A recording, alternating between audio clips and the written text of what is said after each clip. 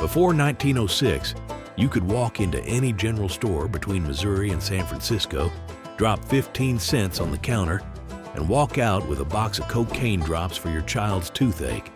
No prescription, no questions, no shame. The same catalog that sold you barbed wire and harness leather also sold you cocaine-laced syrups, tonics, and tablets, right there between the farm tools and the Sunday boots. What you're about to hear isn't a cautionary tale cooked up by a DARE pamphlet. It's the story of how one of the most powerful stimulants on earth became the quiet fuel of the American frontier. Legal, celebrated, and consumed by everyone from cavalry surgeons to cattle hands. The Wild West had a cocaine problem. It just didn't know it yet. To understand how cocaine took root in the West, you have to understand what life out there actually cost a body. There were no hospitals west of the Missouri worth the name, no reliable pain relief, no anesthesia for the man whose leg needed coming off after a wagon accident, or the miner with a rotting molar in a camp 3 days from the nearest town. The frontier ran on whiskey, willpower, and whatever a traveling medicine show happened to be selling that week. Into that vacuum walked the patent medicine industry, and it arrived with cocaine already loaded. By the 1880s, estimates suggest over 50,000 patent medicine products were circulating across the United States. A significant portion of them contained coca derivatives or outright cocaine. They had names like Payne's Celery Compound, Dr. Tucker's Asthma Specific, and Bernie's Catarrh Cure. That last one delivered cocaine directly into the nasal passages, which tells you everything you need to know about how little anyone understood what they were dealing with. The bottles were beautiful. The promises were bigger. And on the frontier, where suffering was chronic and doctors were scarce, people bought them by the case. Lloyd's cocaine toothache drops were explicitly marketed for children in the 1880s. The box showed a smiling youngster. The price was 15 cents. The active ingredient was cocaine. Nobody raised an eyebrow because nobody had a reason to. The drug was not a secret. It was not a scandal. It was medicine, and the frontier needed medicine badly. By 1885, Park Davis, one of the largest pharmaceutical companies in America, was selling injectable cocaine kits to physicians and to the general public alike. Kits, complete with a needle and cocaine capsules. The company's own promotional materials called cocaine, the substance which can supply the place of food, make the coward brave, the silent eloquent, and render the sufferer insensitive to pain. That was not underground marketing. That was mainstream commerce, and it reached every general store on every trail west. Then there was the Sears Roebuck catalog, the same publication that outfitted homesteaders with seed, cookware, and revolvers, listed cocaine-based preparations right alongside them. You did not need a doctor's note. You did not need anything except the page number and the price. The West was being built by mail order, and cocaine was part of the order. If the patent medicine trade was the low end of the market, Vin Mariani was the prestige product. French chemist Angelo Mariani launched his coca leaf-infused Bordeaux wine in 1863, and by the 1880s, it had become the most famous beverage in the Western world. The cocaine content varied by batch, but it was present and it was felt. The list of people who publicly endorsed it reads like a fever dream. Pope Leo XIII awarded it a Vatican gold medal and was said to carry a personal flask. Thomas Edison claimed it helped him work through the night. Ulysses S. Grant, former general, former president, dying of throat cancer, reportedly drank it while dictating his memoirs. When the most powerful men on earth were signing their names to your advertisement, you did not have an underground product. You had a cultural institution. In frontier boom towns from San Francisco's Barbary Coast to Denver's Blake Street, Vin Mariani sat on the back bar next to the whiskey and the beer. It was a status symbol and a social lubricant, and it moved through the saloon economy the same way every other vice did, efficiently and without apology. Coca-Cola arrived in 1886, and it wore its purpose on its sleeve. John Pemberton invented it and sold it explicitly as a brain tonic and intellectual beverage, a temperance alternative for the post-Reconstruction South that spread west with extraordinary speed. Each serving contained an estimated 5 to 9 milligrams of cocaine extracted from coca leaves, depending on the batch and the source. The product was not hiding what it was. It was sold in pharmacies, marketed to the tired and the overworked, and it was enormously popular.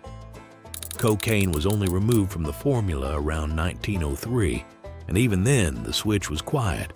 Spent coca leaves for flavor only, no alkaloid. The company did not hold a press conference. They simply changed the recipe and moved on. For the working men who actually built the West, the miners, the railroad gangs, the cowboys on a 3-month cattle drive, cocaine arrived not as a luxury but as a practical tool.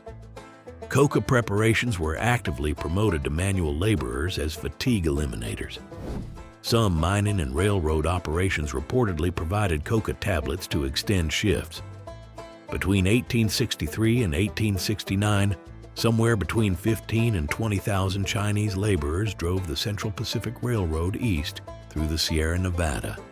The work was brutal beyond description. The hours were punishing, and stimulant use in those camps was documented, though the exact supply chain into those camps remains murky in the historical record. What is documented is the wider culture of coca use among laborers across the West, encouraged by the companies, stocked in the general stores, and absorbed without stigma into the daily routine of exhausted men trying to survive a job that killed a great many of them. Cowboys driving cattle up the Chisholm Trail had access to patent medicines at every stop along the route. Chronic pain, saddle sores, infected teeth, and bone-deep fatigue were simply the conditions of the job.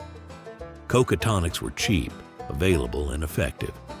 A man who could push through another 12 hours in the saddle was a man the outfit kept on. Nobody called it addiction.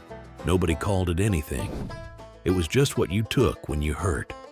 The medicine cabinet became a battlefield in 1884 when a Viennese physician named Karl Kohler published his findings on cocaine as a topical anesthetic. The paper traveled fast. Within weeks, frontier surgeons and army physicians were absorbing its implications. Before Kohler's discovery, a tooth extraction on the frontier meant whiskey if you were lucky, and a leather strap to bite down on if you weren't. Field amputation meant restraints and speed. Cocaine changed the calculation entirely. Military records from Western campaigns in the late 1880s show it appearing in standard field medical kits. For the men bleeding out in a camp surgeon's tent, it was not a vice, it was mercy. Then came the turn. It did not happen because of science, it happened because of politics. By the 1890s, something was shifting in the way cocaine was being talked about in American newspapers.